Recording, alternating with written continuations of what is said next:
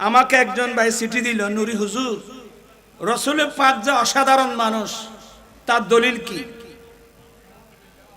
আপনার কথা বুঝতেছেন নাকি?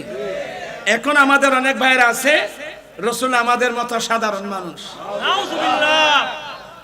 আমরা আমাদের মতো সাধারণ মানুষের মিলাদুন্নবী করছি। বিসমিল্লাহির রহমানির রহিম। আসসালামু আলাইকুম। প্রযোজনা ও পরিবেশনায় উল্লাস ইসলামিক অ্যাসেট প্রোডাক্টস। আল্লাহ বলেন, বান্দা যখন তোমরা একে অপরের শত্রু ছিলে, মনোযোগ আছে নাকি সবার?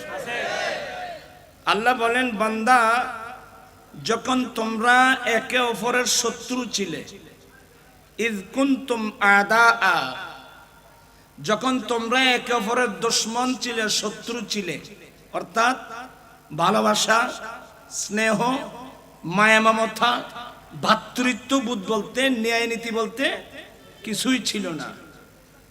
ইয কুনতুম আদাআ, যখন তোমরা একে অপরের শত্রু ছিলে, দুশমন ছিলে, ওই সময় আমি রব্বুল আলামিন তোমাদের কাছে একটা নিয়ামত পাঠিয়েছি। আপনার কথা বুঝতেছেন না? ওই সময় আমি রব্বুল আলামিন তোমাদের কাছে একটা নিয়ামত পাঠিয়েছি।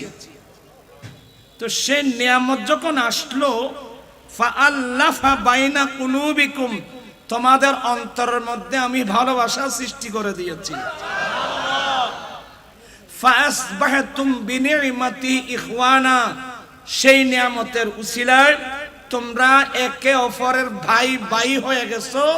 বান্দা আল্লাহর সেই নিয়ামতের কথা স্মরণ করো। এখন প্রশ্ন আসবে, সে কোন নিয়ামত? আপনারা খুব মনোযোগ সহকারে শুনবেন।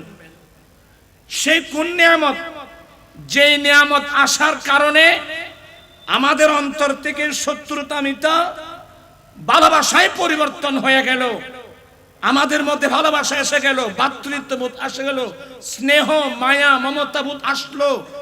সেই কোন নিয়ামত? উত্তর আসবে একটা নিয়ামতুল কুবরা আলাল আলামিন, নবী মুহাম্মদুর রাসূলুল্লাহ সাল্লাল্লাহু আলাইহি ওয়াসাল্লাম। চিৎকার দিয়ে বলুন না সুবহানাল্লাহ। ইয়া রাসূলুল্লাহ,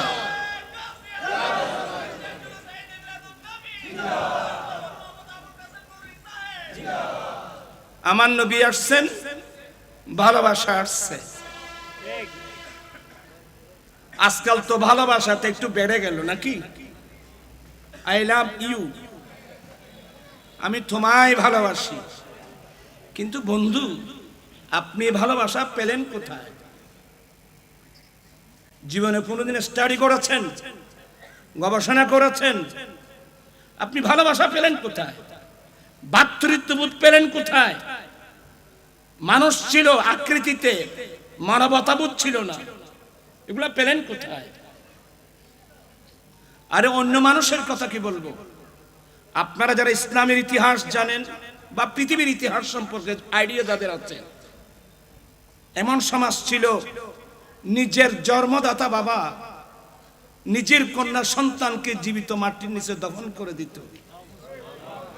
কে এই ইতিহাসের কথা কি আপনারা ভুলে গেছেন? আমার ভাই তো আসছেন ওমরা করে, মক্কার হেরমের পাশেই তো সেই জায়গা। সৌদি সরকার ঘিরে রাখছে। জেহালতের যুগে নিজের জন্মদাতা বাবা নিজের কন্যা সন্তানকে জীবিত মাটির নিচে দফন করে দিত। নাউজুবিল্লাহ বলছেন। আকৃতিতে মানুষ ছিল, স্বভাবগতভাবে মানুষ চতুষ্পদ জন্তুর চেয়ে আরো নিকৃষ্ট ছিল। নুরি হুজুর এত বড় কথা বললেন, মানুষ চতুষ্পদ জন্তুর চেয়ে নিকৃষ্ট ছিল। হ্যাঁ, আমি দলিল দিয়ে বুঝাই দিতে না পারলে তো বলতাম না। বেয়াদবি কিন্তু মাফ করবেন। আমাদের দেশে কুকুর আছে তো, দেখছেন কুকুর? কুকুর আছে না? আমরা সিটাঙ্গার ভাষায় কুত্তা বলি আর কি। কুকুর আছে তো, আর কুত্তিও আছে না? বেয়াদবি কিন্তু মাপ। আসলে অনেক সময় এখানে বাবার বয়স্ক, চাচার বয়স্ক, অনেক মুরব্বী আছেন, সমবয়স্ক বন্ধু বান্ধব আছেন, অনেক সময় কথা বলতে নিজের কাছেও লজ্জা লাগে। একটা কুকুর একসাথে কয়টা বাচ্চা দেয়? আমাকে একটু হেল্প করুন। 6টা 7টা বাচ্চা দেয়। আমার ছোটবেলা থেকে পর্যন্ত আমি অনেক স্টাডি করেছি, একটা কুকুর একসাথে 6টা বাচ্চা দেয়। কিন্তু এতগুলো বাচ্চাকে আমি কিভাবে খাওয়াবো, এই ভয়ে কুকুরের ইতিহাসে একটা বাচ্চাকে জীবিত মারছে কেউ প্রমাণ করতে পারবে? পারবে না।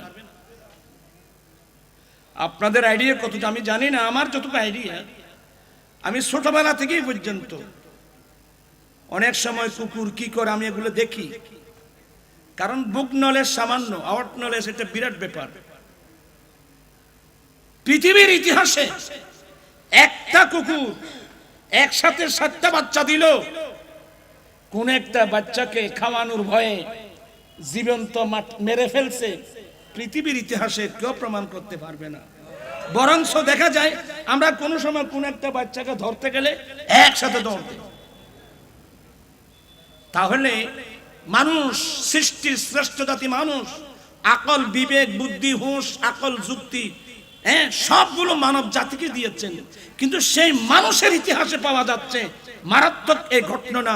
নিজের জন্মদাতা বাবা বেশি না 7টা না 6টা না 3টা না 4টা না, মাত্র একটা কন্যা সন্তান হলেই সেই মেয়েকে কিভাবে আমি লালন পালন করব, দরিদ্রতার ভয়ে নিজের জন্মদাতা বাবা সেই মেয়েকে জীবন্ত মাটির নিচে দফন করে দিত।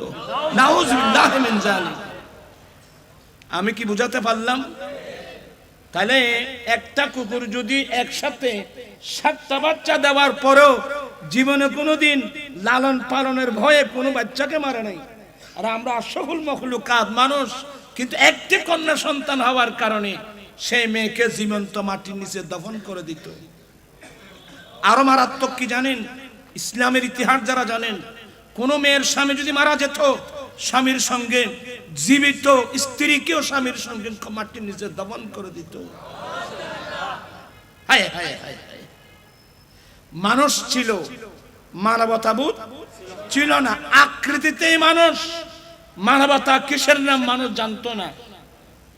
মানবতা কিসের নাম, ভালোবাসা কিসের নাম, স্নেহ মায়া মমতা ভ্রাতৃত্ব ন্যায় নীতি কিসের নাম, বিশ্ববাসীকে প্র্যাকটিক্যাল যিনি শিক্ষা দেওয়ার জন্য আসছেন ওনার নাম নবী মুহাম্মদুর রাসূলুল্লাহ সাল্লাল্লাহু আলাইহি ওয়াসাল্লাম।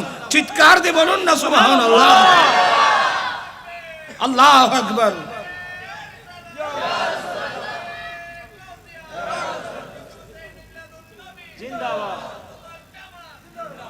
আপনারা বিরক্ত হচ্ছেন? আমার ভাইরা, নবী আসছেন, ভালোবাসা আসছে। বর্তমান আমি আঙ্গুল দিয়ে দেখাই দিচ্ছি, অনেক রিক্সাওয়ালা ঠেলাগাড়িওয়ালা দিন মজুর, অনেক গরিব মানুষ দিনে এনে দিনে খায়। এমন দরিদ্র ফ্যামিলিতে 3 জন 4 জন 5 জন 6 জন 7 জন কন্যা সন্তান। কথা বলেন, কথা বলেন, আছে তো? বাবা কি মেয়েকে মারতেছে?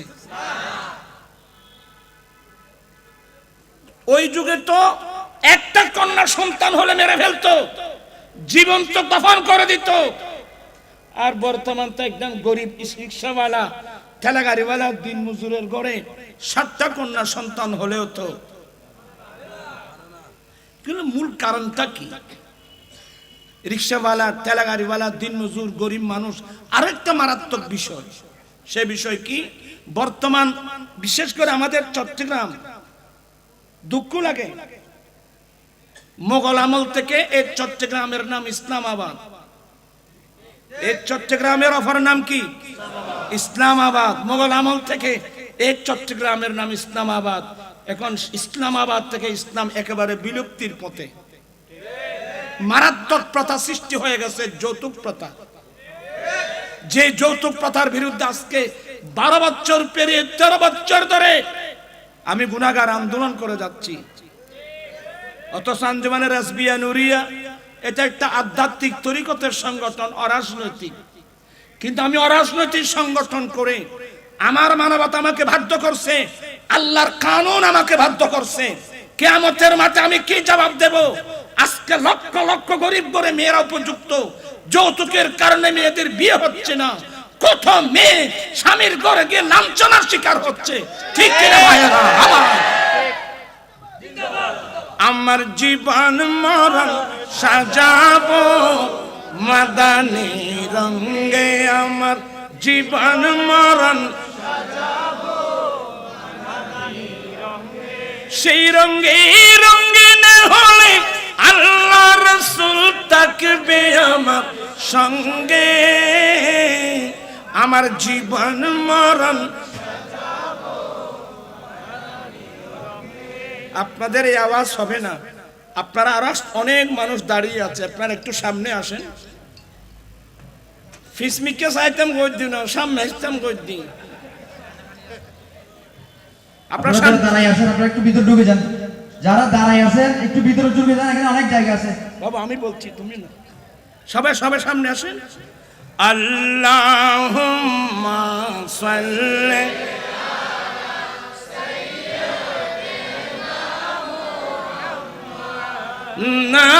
নাবিয়িনা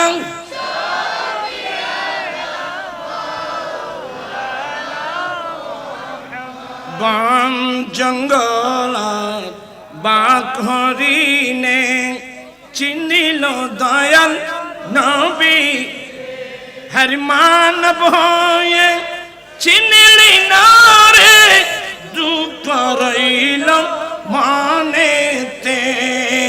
আল্লাহ সাল্লি আলা সাইয়্যিদিনা নাবিয়িনা।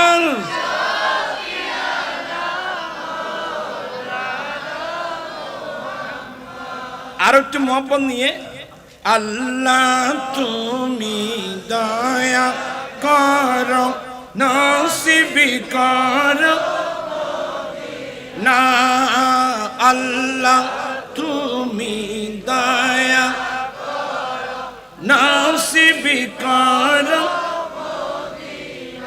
হরি নবীজিকে না দেখাইয়া কবর দেশে নিও না। আল্লাহ সাল্লি সাইয়্যিদিনা নাবিয়িনা।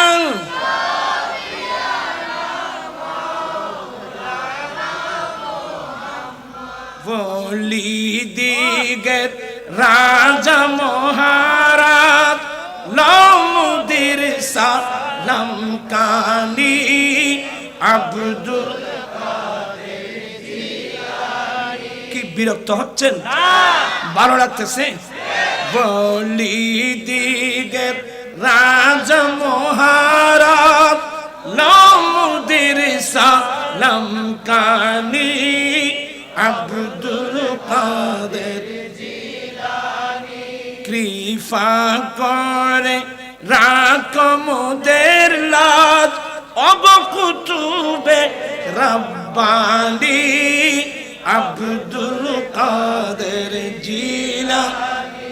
সারা পৃথিবীর আহলে সুন্নাত ওয়াল জামাতের মতাদর্শী মানুষ যাকে আমরা গৌসুল আজম হিসেবে জানি, এবং হ্যাঁ আমাদের দেশে অনেক হুজুর আছে গৌসুল আজম শুনতেও পারে না। একজন তো ফতোয়া দিল আব্দুল কাদেরকে গৌসুল আজম বলা শিরক। তাহলে এটা ইলমে তাসাব্বুফ বুঝে না, ইলমে তাসাব্বুফ কি সে জানেও না, একাডেমিক কোনো জ্ঞানই তার কাছে নেই। আল্লামা জালালউদ্দিন সুয়ুতী রাহমাতুল্লাহ আলাইহি কত বড় কিতাব লিখলেন, বড় বড় মুহাদ্দিসিন ইকরাম কত বড় বড় কিতাব লিখলেন।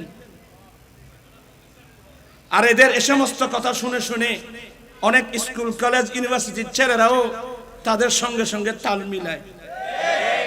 আল্লাহ হেদায়েত করুক, আল্লাহ হেফাজত করুক।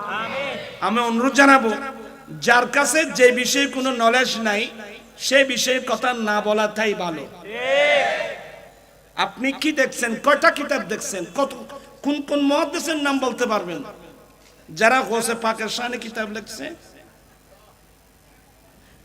আমি বিনয়ের সাথে বলবো, না জেনে কথা বলা ঠিক না। অনেক কথা শুনলাম, অনেক কথা শুনলাম। মানে যখন আমেরিকা বাগদাদের উপর টনকাটন বোমা নিক্ষেপ করলো, হাজার হাজার মানুষ মারা যাচ্ছে, অনেক মৌলবীরা বলতে শুনছি তোমাদের গৌসুল আজম কোথায়? এই ধরনের কিছু আছে তো। আজকে বাগদাদের জমিনে গৌসে পাক অনেক কিছু করতে পারে, তোমরা বলো। এখন বাগদাদের জমিনে মনকে মন টনকে টন এই যে বোমা নিক্ষেপ করা হচ্ছে, তোমাদের গৌসুল আজম কোথায়?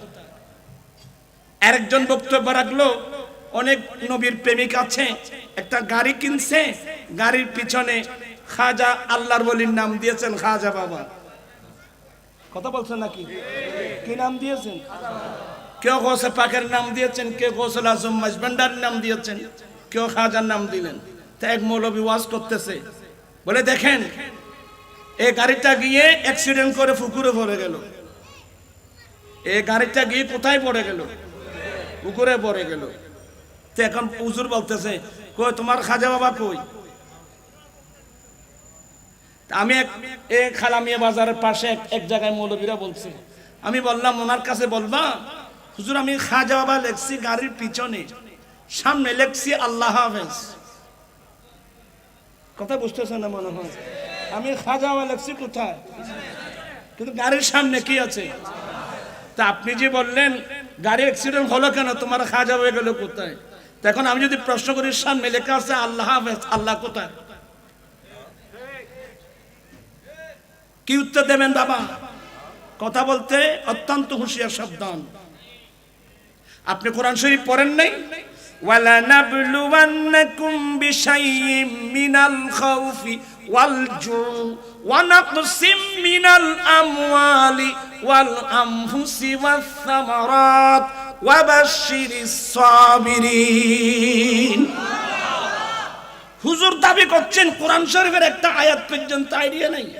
আল্লাহ বলছেন আমি অবশ্যই তোমাদেরকে পরীক্ষা করব, যারা মুমিন আমি তোমাদেরকে পরীক্ষা করব। পাঁচটা বিষয়। নাম্বার 1 খৌফ, ভয় দিয়ে পরীক্ষা করব। ওয়াল জু, খিদা দিয়ে পরীক্ষা করব। ওয়া নাকসিম মিনাল আমওয়াল, তোমার মাল নষ্ট করে পরীক্ষা করব। তোমার ওয়াল আনফুস, তোমার জান নষ্ট করে পরীক্ষা করব।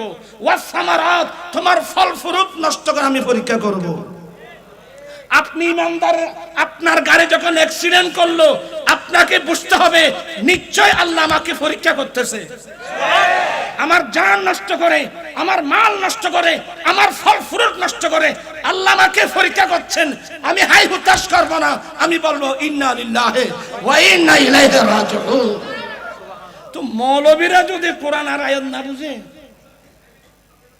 হ্যাঁ, ইমানদারের উপর যত বড় বড় মুসিবত আসবে এগুলো সব আল্লাহর পক্ষ থেকে পরীক্ষা।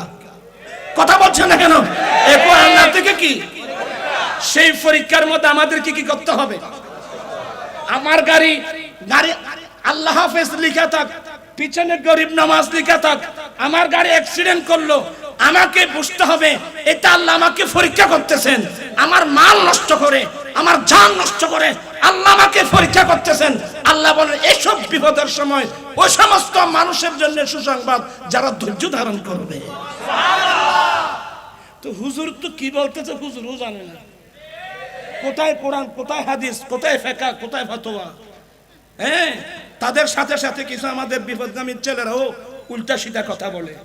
আমি খুব বিনয়ের সাথে বলবো, খায়রুল খিয়ারে খিয়ারুল উলামা, শাররুশ শারারে শারারুল উলামা। বালার মধ্যে শেষ ভালো আলেম, আবার দুষ্টুর মধ্যে শেষ দুষ্টু আলেম। আজকে দুঃখ লাগে, ফেসবুক একটা হায় হায় কি বলবো, এখানে যার যা ইচ্ছা তাই লিখতেছে, যার যা ইচ্ছা তাই বলতেছে। অত্যন্ত খুব সতর্ক থাকবেন। ঈমান রক্ষা করা খুব কঠিন জিনিস, খুব কঠিন ব্যাপার। আমার ভাইয়েরা, কথা বলতে অত্যন্ত সতর্ক। আমি যে জিনিসটা আপনাদেরকে সামনে নিয়ে আসলাম, গৌসে পাক নাম শুনেছি, গৌসে পাকের নাম নাকি আপনারা শুনেছেন? তো খাজা গরিব নওয়াজের নাম শুনছেন? এরা ইসলামের অহংকার, এরা ইসলামের অলংকার। আর আমরা যারা বড় বড় মৌলবী দাবি করতেছি, আমরা অনেকে ইসলামের কলঙ্ক। গৌসে পাক ইসলামের অহংকার, খাজা গরিব নওয়াজ ইসলামের অলংকার, বড় বড় আউলি ইকরাম ইসলামের অহংকার অলংকার। হুজুর কিভাবে? গৌসে পাকের উপাধি মহিউদ্দিন। কি নাম?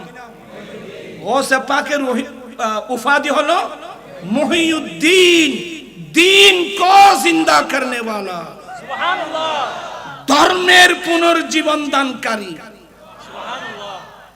আমি একবার ওই সিলেটের গোয়ালাবাজার নাম শুনছেন? ওখানে হাই স্কুল মাঠে বক্তব্য রাখছিলাম, খুব মনোযোগ। আমাকে একজন ভাই চিঠি দিল, নুরি হুজুর, রসুল পাক যে অসাধারণ মানুষ, তার দলিল কি? আপনার কথা বুঝতেছেন নাকি? এখন আমাদের অনেক ভাইরা আছে, রসুল আমাদের মতো সাধারণ মানুষ, আমরা আমাদের মতো সাধারণ মানুষের মিলাদুন্নবী করছি। তা আমাকে সিলুক দিল, নুরি হুজুর, রসুল পাক ইসলাম যে অসাধারণ মানুষ, তার প্রমাণ কি? প্রশ্ন দেখে তো আমি বুঝে আসলো এটা কোন দলের মানুষ। তারপর আমি ধন্যবাদ দিলাম। কেউ প্রশ্ন করলেন, ধন্যবাদ, মোবারকবাদ, আপনি আমাকে প্রশ্ন করার কারণে এই মসলাটা মানুষ বোঝার একটা কি হলো, সুযোগ হয়ে গেল। আমি বললাম, খুব মনোযোগ,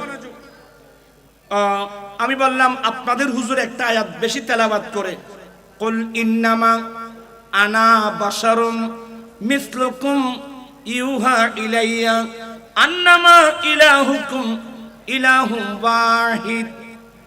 এই আয়াতটা আমাদের হুজুররা বেশি বেশি তিলাওয়াত করে। রাসূল আপনি বলেন আমি তোমাদের মতো একজন মানুষ, আপনি নাউজুবিল্লাহ বলছেন কেন? এটা আল্লাহ বলছেন, আপনি কেন নাউজুবিল্লাহ বলবেন? আগে বুঝতে হবে। আল্লাহ বলেন, হে নবী আপনি বলেন আমি তোমাদের মতো মানুষ। কিন্তু ভাইজান এখানে আয়াত সেন্টেন্স শেষ হয় নাই। কেউ যদি একটা অর্ধেক আয়াতকে একটা সেন্টেন্স করে নেয়, অ্যাক্সিডেন্ট অবশ্যই করবে। এখানে আয়াত আছে নাকি? কুল ইন্নামা আনা বাশারুম মিসলুকুম, এখানে কি আয়াত আছে না অর্ধেক আয়াত? তা আপনি অর্ধেক আয়াতকে পূর্ণ সেন্টেন্স করলেন কেন? যেমন আমি আরেকটা বলি, আল্লাহ বলে লা তাকরাবুস সালাত, তোমরা নামাজের পাশেও যেও না। বলো হুজুর এখানে তো আয়াত শেষ না, কথা তো আর সামনে আছে। ওয়া আনতুম সুকারা, নিশা অবস্থায়। কথা বুঝতেছেন তো নাকি? এই যে আমার ছেলেরা, আমাদের ভাইয়েরা, অনেক হুজুররা কুল ইন্নামা আনা বাশারুম মিসলুকুম, এখানে আপনি রাসূল বলে দেন আমি তোমাদের মতো মানুষ। আমার প্রশ্ন, এখানে কি আয়াত শেষ? তা আপনি অর্ধেক আয়াতকে পূর্ণ সেন্টেন্স করলেন কেন? এটা একটা মারাত্মক অ্যাক্সিডেন্ট। আমার জীবন মরণ সাজাবো মাদানী রঙে, আমার জীবন মরণ সাজাবো মাদানী রঙে, সেই রঙে রঙিন হলে আল্লাহ রাসূল থাকবে আমার সঙ্গে। আমার জীবন মরণ, আমার জীবন আমার মরণ আমি সাজাবো মাদানী রং দিয়ে। মাদানী রঙের অর্থ হলো আমার দয়াল নবীর সুন্নত দিয়ে। আমরা নবীর সুন্নত দিয়ে জীবনকে সাজাতে চাই কি চাই না? দুই হাত উঠাই বলতে হবে চাই কি চাই না? আল্লাহু আকবার।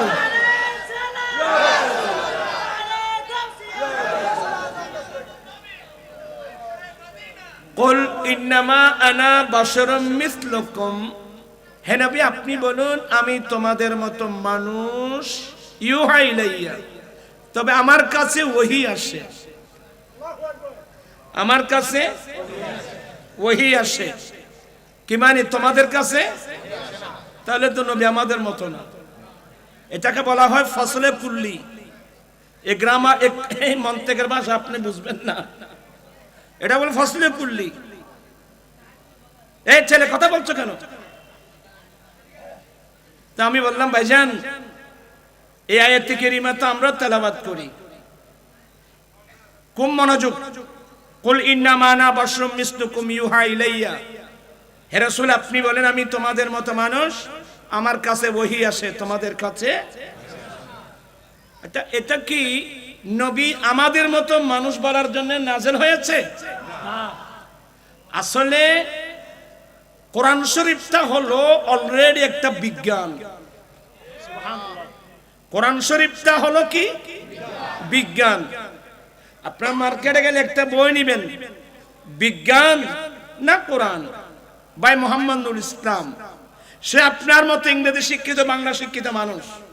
সেই বাংলা ইংরেজির পাশাপাশি আল্লাহর কোরআন নিয়ে সে যখন স্টাডি করলো, সে দেখতে পেল কোরআন শরীফের ফার্স্ট টু লাস্ট আগাগোড়া বিজ্ঞান। আগাগোড়া বিজ্ঞান। এবার আপনি আমাকে প্রশ্ন করেন, নুরি হুজুর আপনি তো বললেন কোরআন শরীফ অলরেডি একটা বিজ্ঞান, হুজুর সমাজ বিজ্ঞান কোন আয়াতের মধ্যে আছে, রাষ্ট্রবিজ্ঞান কোন আয়াতের মধ্যে আছে? আমার ভাইয়েরা, কেউ যদি আমাকে প্রশ্ন করেন সমাজ বিজ্ঞান কোন আয়াতের মধ্যে আছে, আমি আঙ্গুল দিয়ে দেখাই দেব, কুল ইন্নামা আনা বাশারুম মিসলুকুম ইউহা ইলাইয়া। এই আয়াতটা হলো সমাজ বিজ্ঞানের মূল থিওরি। এটা সমাজ বিজ্ঞানের মূল থিওরি। এটা আমাদের মতো মানুষ বলার জন্য নাযিল হয় নাই, এটা সমাজ বিজ্ঞানের মূল থিওরি। বলো যে জিনিসটা বুঝলাম না। হ্যাঁ, আমি বুঝাই দিচ্ছি। আমার নবী পৃথিবীর জমিনে এসে গোটা বিশ্বের দিকে এক নজর দেখলেন, গোটা পৃথিবীর দিকে দেখলেন। আল্লাহ, মানুষ আকৃতিতে মানুষ, স্বভাবগতভাবে মানুষ, চতুষ্পদ জন্তুর চেয়ে আরো নিকৃষ্ট। এই সমাজকে কিভাবে গঠন করব? আমার ভাইয়েরা খুব মনোযোগ। আমার নবী এসে দেখলেন মানুষের যে কালচার, মানুষের যে কালচার, তার মধ্যে একটা হলো অহংকার। কথা বুঝতেছেন না আপনারা? কথা কি দেখলেন? অহংকার। আমি কিন্তু লজিক ভিত্তিক কথা বলবো, কলেজের ছাত্র, ইউনিভার্সিটির ছাত্র ভাইদেরকে বিনয়ের সাথে বলবো, খুব মনোযোগ। অহংকারই পতনের মূল। আমরা হুজুর বলেন, মাস্টার বলেন, প্রফেসর বলেন, আমরা সবাই একটা কথা বলি যে অহংকারই পতনের মূল। কিন্তু কিসের পতন এই কথা কেউ বলে না। কিসের পতন? সব কিছু পতনের মূল হলো অহংকার। আপনারা বিরক্ত হচ্ছেন? আমি দেখতেছি সব কিছুর পতনের মূল কি? অহংকার। কিন্তু আমার রাসূল এসে বৈষম্যতা রাখছে না, উঁচু নিচু। এই যে মাহফিলের মধ্যে আমার ভাইয়েরা বসছেন, এখানে সাদা মানুষ নেই, কালো মানুষ, হ্যাংলা মানুষ, পাতলা মানুষ, কোটিপতি, রিক্সাওয়ালা, আমরা সবাই একসাথে বসলাম। কেউ কি কারো দিকে ঘৃণার চোখে দেখতেছে? এই সাম্য, এই সমতা, এই সম্মানতি বিশ্ববাসীকে উপহার দিয়েছেন নবী মুহাম্মদ সাল্লাল্লাহু আলাইহি ওয়াসাল্লাম। হ্যাঁ, সভ্য জাতি আপনি মুখে দাবি করলে হবে না, প্রমাণ করা কঠিন। আচ্ছা, যাই হোক, আমি এত কঠিন আলোচনা যাচ্ছি না। আমি যে জিনিসটা বোঝাতে চাচ্ছি, অহংকারে একটু খুব মনোযোগ। আমার রাসূল কিভাবে কি সমাজ বিজ্ঞান দিয়ে কি সমাজ বিশ্ববাসীকে উপহার দিয়েছেন, খুব মনোযোগ সহকারে শুনবেন। আমার নবী দেখলেন যে মানুষের মধ্যে অহংকার। কথা বলছেন না কেন? মানুষের মধ্যে কি? অহংকার। আর আমরাও তো বলি অহংকারে পতনের মূল। সবকিছুর পতনের মূল কিন্তু অহংকার। আমাদের স্টাডি এখানে শেষ না, মাত্র শুরু। আপনি সামনে যেতে হবে যে অহংকারে পতনের মূল। কিন্তু মানুষের মধ্যে অহংকার সৃষ্টি হয় কোত্থেকে? আমার কথা হলো অহংকার সৃষ্টি হয় কোত্থেকে? আপনাকে আমার কথার সাথে আছেন? অহংকার সৃষ্টি হওয়ার মূল কারণ, আমি ছোট মানুষ, আমার গবেষণায় দেখলাম মানুষের মধ্যে অহংকার সৃষ্টি হওয়ার মূল কারণ পাঁচটা। কি বললাম? মানুষের মধ্যে অহংকার সৃষ্টি হওয়ার মূল কারণ পাঁচটা। কি কি? নাম্বার 1, 1 নম্বর, কোন মানুষের বংশ যদি উচ্চ হয়, কোন মানুষের বংশ যদি তার মধ্যে একটা কি আছে, অন্য বংশের মানুষকে তুচ্ছ মনে করে। আমি কি ভুল বললাম না শুদ্ধ বললাম? রাইট, মাশাআল্লাহ। 2, কোন মানুষের শরীরের রং যদি ফর্সা হয়, তার মধ্যে অহংকার আছে, কালো মানুষকে কয়টা হলো? 2। 3 নম্বর, কোন মানুষের ধন দৌলত, জায়গা সম্পদ, টাকা পয়সা যদি বেশি হয়, তাহলে তো মানুষের মধ্যে একটা অহংকার সৃষ্টি হয়, গরিব অন্য মানুষকে তুচ্ছ মনে করে। আপনারা কেউ খুব মনোযোগ সহকারে শুনবেন। 4 নম্বর, কোন মানুষ যদি লেখাপড়া বেশি করে, কোন ছেলে যদি লেখাপড়া বেশি করে, তার মধ্যে একটা অহংকার আসে ও অন্য মানুষকে কি করে। কয়টা হলো? 5 নম্বর, কোন মানুষ যদি পৃথিবীর কোন উচ্চ ইউনিভার্সিটি থেকে যদি 2টা ডিগ্রি নিতে পারে, তাহলে তার অহংকারের তো কথাই নেই। এই মূল 5টা জিনিস হলো মানুষের মধ্যে অহংকার সৃষ্টি হওয়ার মূল কারণ। আমি কি বুঝাতে পারলাম? এবার আসুন আমার নবী নিয়ে স্টাডি করি। আমার নবী বংশগত কেমন? আমার ভাইয়েরা, বুখারী শরীফের হাদিস, সেদিন বাদশা হিরাক্লা, নাজ্জাশী বাদশা হাবশ শহরে আবু সুফিয়ানের কাছে প্রশ্ন করেছিল। এখন আবু সুফিয়ান বলতে তো রাদিয়াল্লাহু তাআলা বলতে হয়, তখন তো আবু সুফিয়ান আমার নবীর বিরুদ্ধে নেতৃত্ব দিচ্ছিল। বাদশা আমার নবীর নির্দেশে প্রথম মক্কা থেকে মুহাজিরিনরা হিজরত করে মক্কা থেকে গিয়েছেন হাবশ শহরে। আমার রাসূল বলছেন, তোমরা এ ওসমান, তুমি মুসলমানদেরকে নিয়ে সামুদ্রিক পথে হাবশায় গিয়ে তুমি আশ্রয় নাও, বাদশা নাজ্জাশী তোমাদেরকে আশ্রয় দেবে। কারণ আমার রাসূল তো জানেন যে বাদশা নাজ্জাশী মুসলমানদেরকে কি দেবে? আশ্রয় দেবে। চিৎকার দিয়ে বলেন না সুবহানাল্লাহ।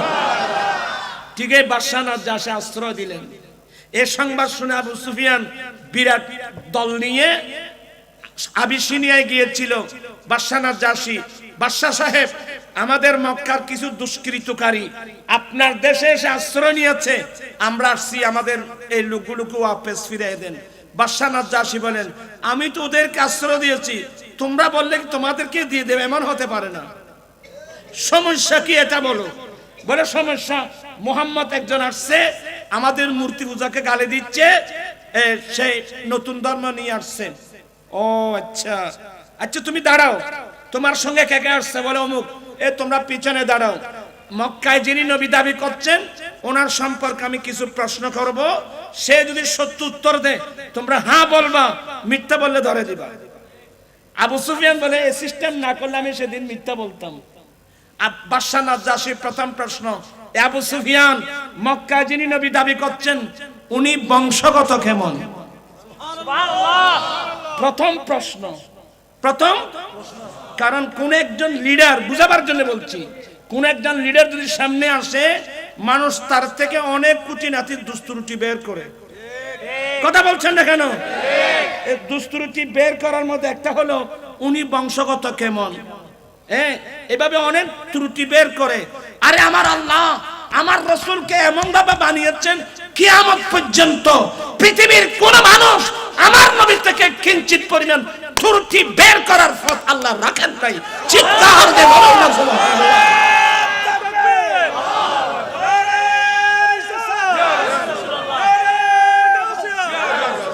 ऐसी कुदरत ने तेरी सूरत सवारी या रसूल, ऐसी कुदरत ने तेरी सूरत सवारी या रसूल, दून आलम को हुई है शक्ल प्यारी या रसूल। चित्कार চিৎকার দিয়ে বলুন না সুবহানাল্লাহ। বাদশা নাজ্জাশীর প্রথম প্রশ্ন, আবু সুফিয়ান মক্কার জমিনে যিনি নবী দাবি করছেন উনি বংশগত কেমন? সেদিন আবু সুফিয়ান বলতে বাধ্য হয়েছে, হুয়া ফিনা যু নাসাবিন, উনি আমাদের মধ্যে উচ্চ বংশের মানুষ। সুবহানাল্লাহ। তাহলে আমার নবী বংশের দিক দিয়ে সর্বোচ্চ, আমার নবী বংশের দিক দিয়ে সর্বোচ্চ পেয়ে গেলেন এক নম্বর। দ্বিতীয় নম্বর, আমার নবীর শরীরের রং কেমন? ফালাল বাদরু আলাইনা মিন সানিয়াতিল বাদা ওয়াজাবা শুকরু আলাইনা মাদা লিল্লাহি দা। সেদিন আমার নবীকে দেখে মদিনাবাসী যে গান গেয়েছিল, মদিনাবাসী গান গেয়েছিল, আজ সানিয়াতুল ওয়াদা নামক স্থান থেকে আমাদের উপর পূর্ণিমার চাঁদ উদয় হয়েছে। সুবহানাল্লাহ। আমার আলা হযরত কি বলছেন জানেন? सरताब कदम है तने सुल्तान ज़मान फूल लब फूल दहन फूल ज़कन फूली बदन फूल। আপনার কষ্ট হবে এজন্য আসলে ওয়া কামালে হুসুন हुजूर है के गुमान नक्शे जहां नहीं, यही फूलो खार से दूर है, यही फूलो खार से दूर है, यही शम्मा है के दुआ नहीं, वो कमाल हुस्न हुजूर है। सलातुल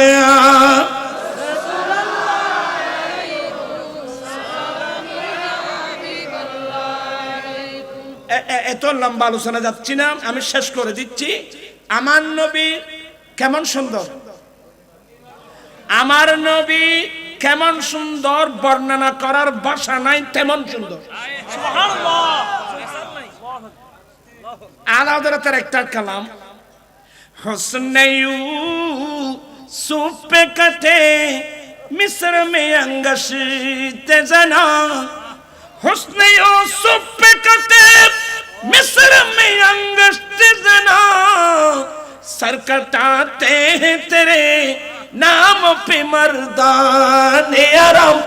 या रसूल अल्लाह, या हबीब अल्लाह, ইউসুফ আলাইহিস ইসলামের সুন্দর দেখে মিশরের যুবতী রমণীরা হাত কেটে ফেলছে, বলতে পারে না। কিন্তু নবী গো, আপনাকে দেখে নয়, আপনি নবীর নামের উপর আরবের জামানরা গোটা গোটা মাথা দিয়ে দিচ্ছে। চিৎকার দিয়ে বলুন না সুবহানাল্লাহ, আল্লাহু আকবার। ইয়া রাসূল আলাইহিস সালাম,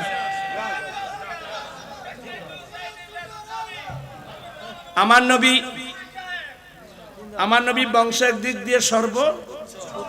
দ্বিতীয় নম্বর, আমার নবী সুন্দরের দিক দিয়ে সর্বোচ্চ। দুই। তৃতীয় নম্বর, আমার নবী কি গরিব ছিল, মিসকিন ছিল? নজরুল কি বলছেন? নূরে মুহাম্মদ সাল্লাল্লাহু আলা তুমি বাদশাহ। নজরুল বলছেন নবী বাদশাহ না, নবী বাদশার বাদশা। আবার আমার আলা হযরত বলছেন মাই গাদা তু বাদশাহ বরদে পিয়ালা নূর কা, মাই গাদা তু বাদশাহ বরদে পিয়ালা নূর কা, নূর দিন্দু না তেরা দি ডাল সদকা। আমার নবী, আমার নবী, আর জোরে আমার নবী, শুধু বাদশা না, আমার নবী সখী। মেরে করিম সে গর कतरा किसी ने मांगा मेरे करीम से गर कतरा किसी ने मांगा दरिया बहा दिए दरिया बहा दुर्बे बहा दिए